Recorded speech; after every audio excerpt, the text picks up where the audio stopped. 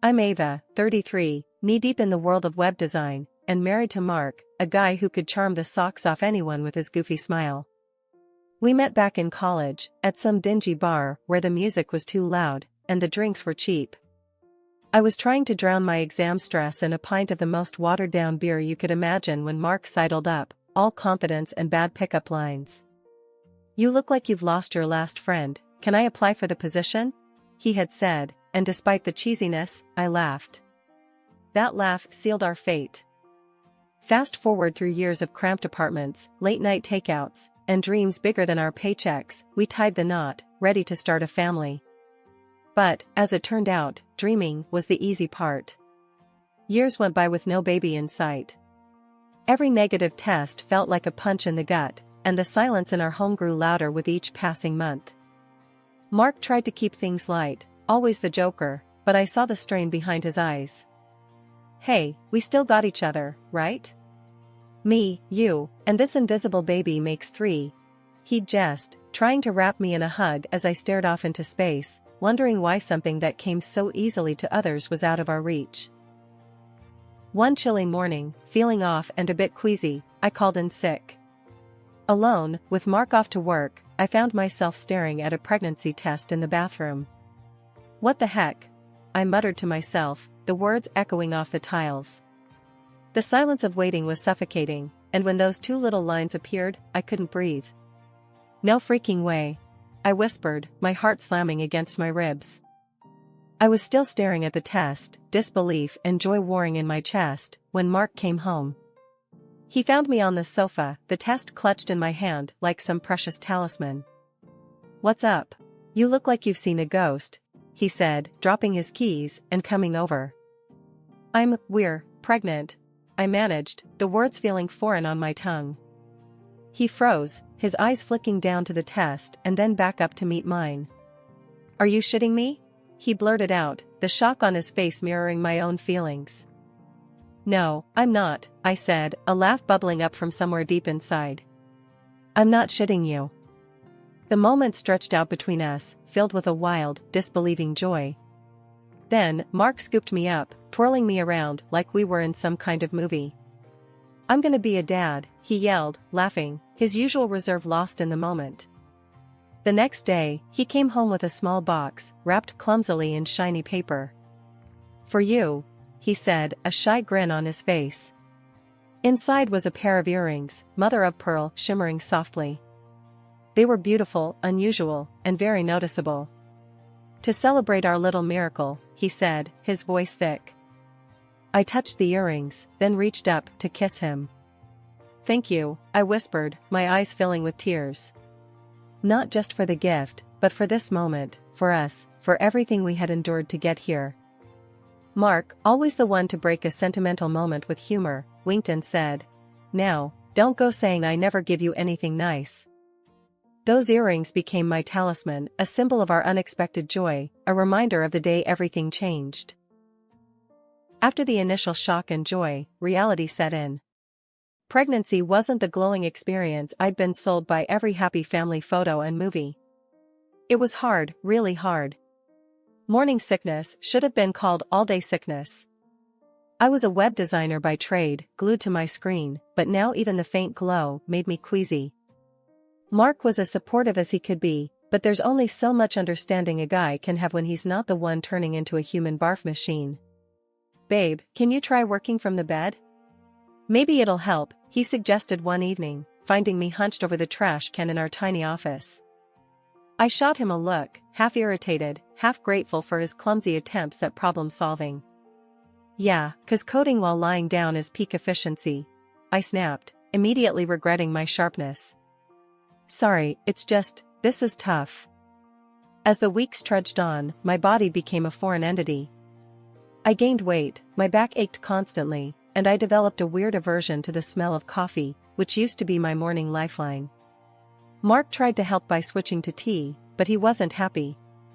"This is like drinking sad water," he complained one morning, staring mournfully at his mug.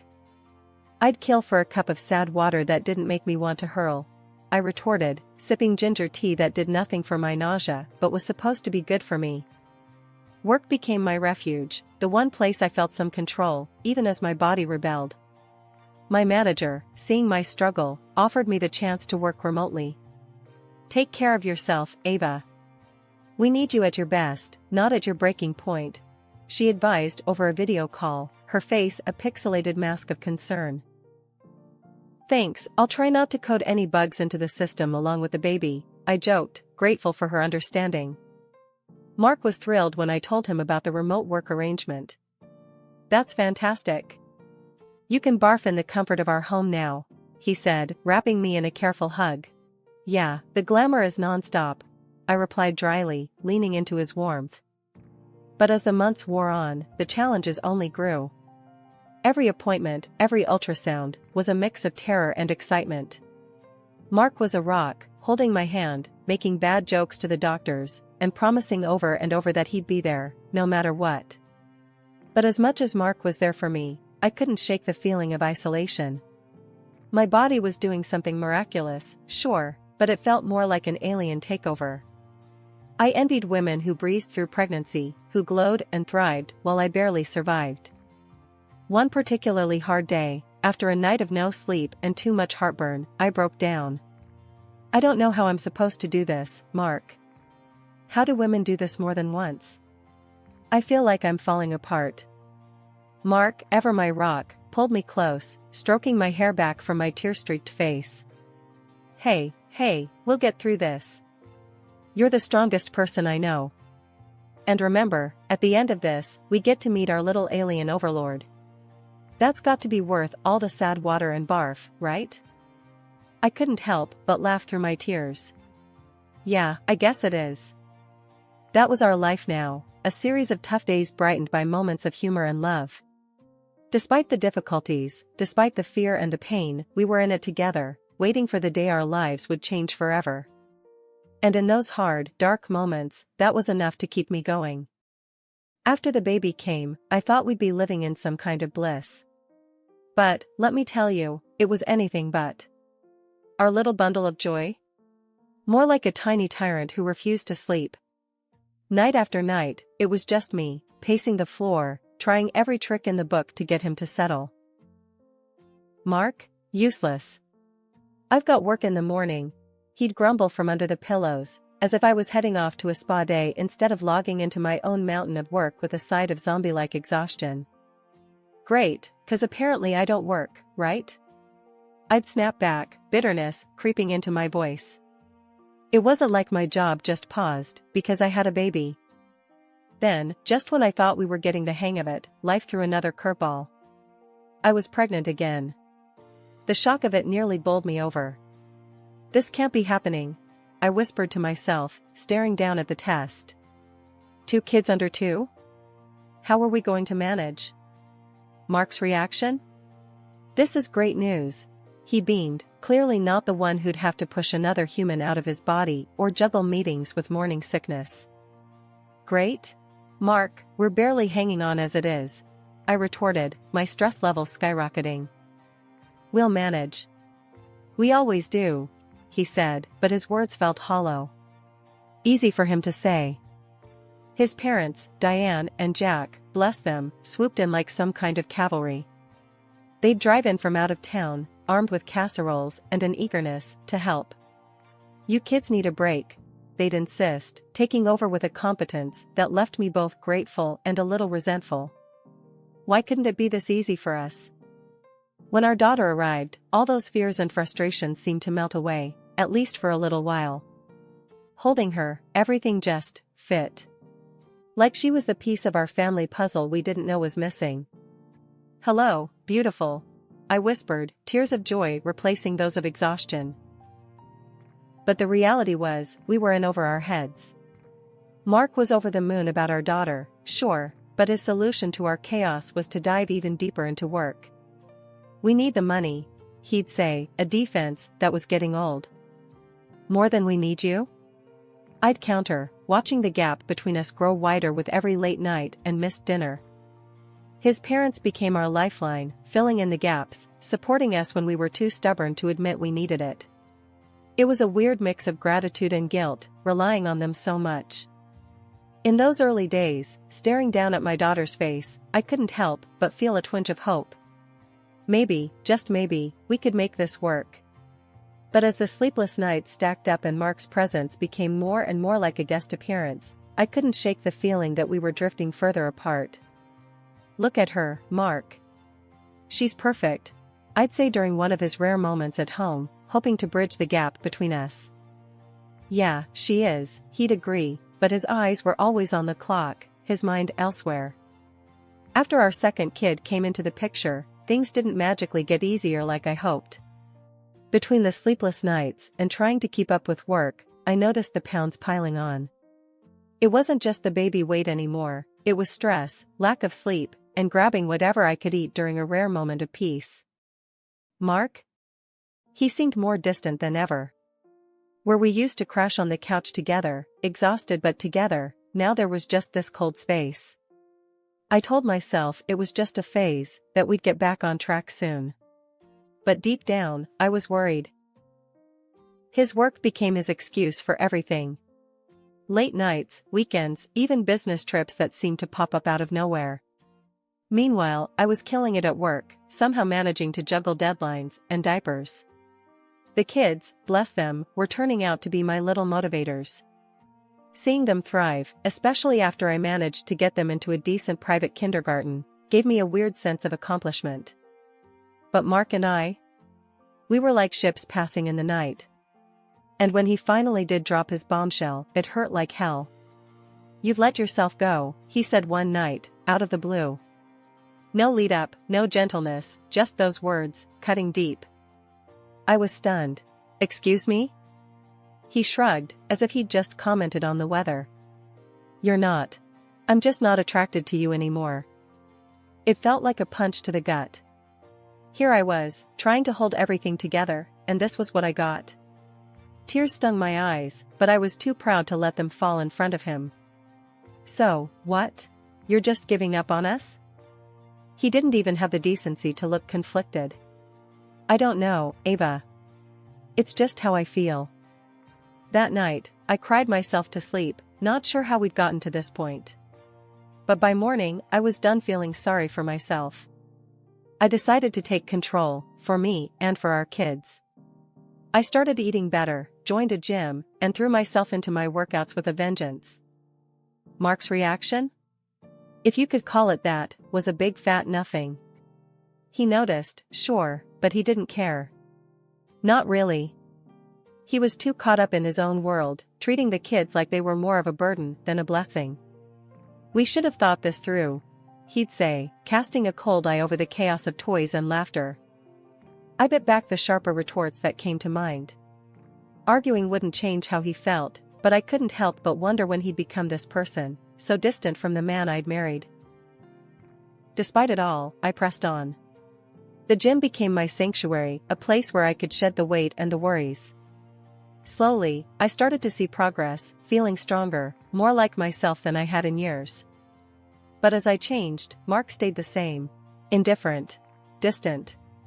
It was like we were living separate lives under the same roof. I missed him, or at least, I missed the idea of him, of us. Our wedding anniversary was rolling around, a day that used to mean champagne toasts and stolen kisses. This year, though, it felt more like a reminder of everything that had gone sideways between Mark and me. But I'm a fighter, always have been. So, I cooked up a plan to maybe, just maybe, salvage whatever was left of us. I called Mark during one of his rare breaks at work. "Hey, our anniversary's coming up. Thought maybe we could do something special," I ventured, heart hammering. There was a pause, long enough for me to regret bringing it up. "Sure, Ava. What did you have in mind?" His voice was flat, distracted. I pressed on, nerves be damned. "How about a weekend getaway?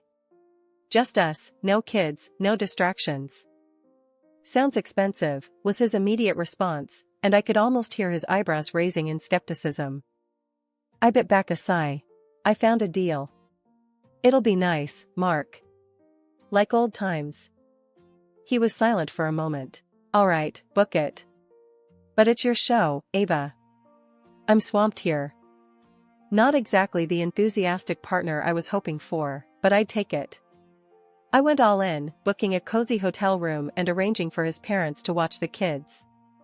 I needed, this weekend to be a turning point for us. The day before our trip, I laid out the dress I'd bought especially for the occasion. I tried to find the mother-of-pearl earrings that Mark gave me, but they were missing somewhere. It's okay, I thought, because everything else is ready. I waited for Mark at the hotel, anticipation turning to anxiety as the hours ticked by. My phone was silent, his side of the bed untouched. Finally, I couldn't take it anymore.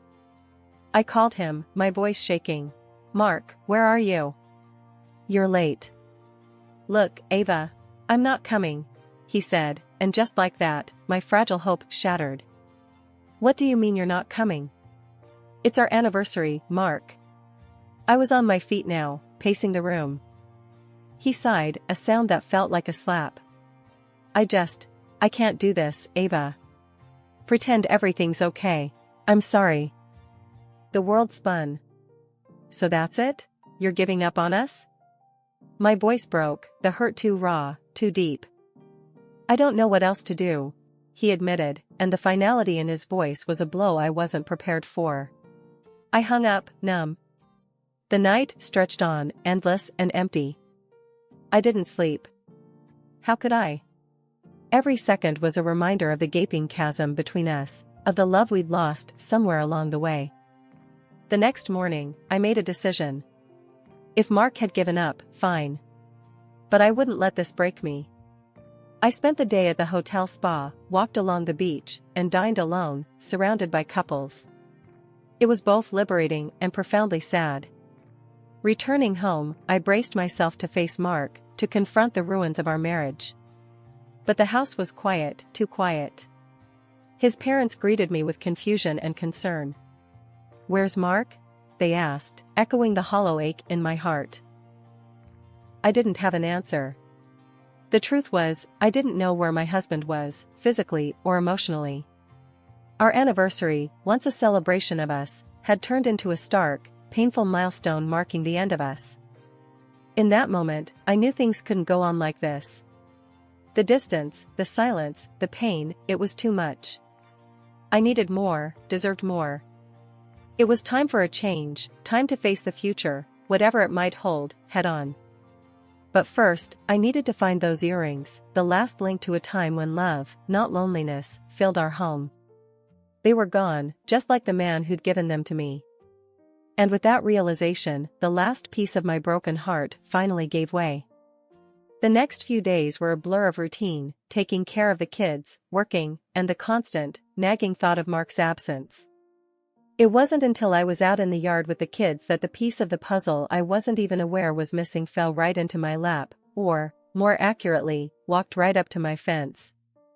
It was our neighbor, Jenny, young and always friendly, but I hadn't really spoken to her since the kids came. Today, she was all smiles, waving at the kids. That's when I saw them, the earrings. My earrings. The mother-of-pearl ones Mark had given me, shimmering in the sunlight as she tucked a strand of hair behind her ear. "Nice earrings," I said, trying to keep my voice steady but feeling the sting of betrayal. Jenny touched one ear self-consciously. "Oh, these? They were a gift from someone special." She stumbled over her words, her face flushing. "Someone special, huh?" I couldn't hide my skepticism. "They look a lot like a pair I used to love. Went missing recently." The conversation was awkward, full of half-truths and dodged looks. It was clear there was something she wasn't saying. Later that evening, I confronted Mark. "We need to talk," I started, my voice firm despite the turmoil inside. "What's up?" He tried to sound casual, but I could see the tension in his posture. "It's over, Mark. I'm filing for divorce," I said without preamble, watching his reaction closely. He blinked, taken aback. "What? Why?" "Don't play dumb. I know about Jenny. The earrings, Mark. And everything else." I pressed on, feeling a mix of anger and heartbreak. For a moment, he looked genuinely shocked. But then, his expression shifted to something darker. He laughed, a harsh, angry sound. So, you found out? Yes, I've been seeing Jenny. Gave her those earrings, because I wanted to. I don't care about us anymore, Ava. His words were like a knife. But I was prepared. I want you out, Mark. And I expect financial compensation for your adventures. He exploded at that. Compensation? You won't get a dime from me. That's when I played my final card. Actually, I recorded our conversation just now. Your confession. It'll be more than enough for court. Mark's anger turned to disbelief, then fear. You can't do that. I just did, I said, the finality in my voice marking the end of our marriage and the beginning of my fight for justice. After I decided to file for divorce, things moved quickly. Armed with the evidence of Mark's infidelity, I felt a grim satisfaction knowing I had the upper hand. The court didn't hesitate. They saw right through Mark's excuses and awarded me financial compensation and alimony for the kids. It was a small victory in the grand scheme of things, but it felt significant. Mark's parents, surprisingly, came out firmly on my side. It was a bitter pill for Mark, realizing he'd lost not just his marriage, but the support of his family too. One afternoon, while the kids played in the yard, Mark's mom, Diane, and I sat down for a rare moment of quiet. We're so sorry, dear, she began, her voice thick with emotion. We never raised him to be this way. I nodded, not sure what to say. The betrayal still stung, but seeing them stand by me meant more than I could express. I appreciate you both. The kids love having you around. Diane reached over and squeezed my hand. They're our grandkids. We'd do anything for them. And for you. You're more of a daughter to us now than ever. Life after the divorce wasn't easy, but it was mine. The house felt emptier, yet somehow fuller too. Full of possibility, of new beginnings. The kids adapted, resilient as ever, finding joy in the simplest moments. And me? I threw myself into work and motherhood, determined to build a bright future for us. One day, I was at the park with the kids, watching them play, their laughter a balm to my soul, when Diane joined me on the bench. You're doing an amazing job, Ava, she said, her tone sincere. Thanks, Diane. It means a lot, coming from you. We miss you guys when you're not around, I replied, grateful for her and her husband's unwavering support. We wouldn't be anywhere else. Those kids, and you, are our family, no matter what Mark has done, she stated firmly. The conversation shifted to work, to the kids' latest antics, to the future. It was comforting, this new normal we'd established. A testament to the fact that family isn't always defined by blood, but by the bonds you build. As the months passed, I found strength I didn't know I had. The gym became a regular escape, not just for my physical health, but for my mental well-being too. My body grew stronger, and with it, my confidence. Then, one unexpected afternoon, I ran into Mark at a local cafe. The man sitting across from me was a stranger in many ways, worn down by his choices. Ava, you look great, he said, almost in awe. I nodded, polite but distant. Thanks, Mark. How have you been? Struggling, he admitted. Listen, I've been thinking, maybe we could start over? I've changed, Ava. The words hung in the air, a tempting offer to rewind time. But looking at him, I realized I didn't want to go back. I had moved forward, built a life that was whole and happy without him. Mark, I wish you well, I really do. But that part of my life is over. The kids and we're doing great. It's best we keep moving in our own directions, I said, my voice steady. He nodded, disappointment etched on his face. I understand. I miss the family, you know? I know, but we're doing just fine. Take care of yourself, Mark, I replied, standing to leave. Walking away, I felt a surge of empowerment. The encounter, brief as it was, reinforced how far I'd come. I was no longer the woman who waited for her husband to come home. I was Ava, strong, independent, and thriving.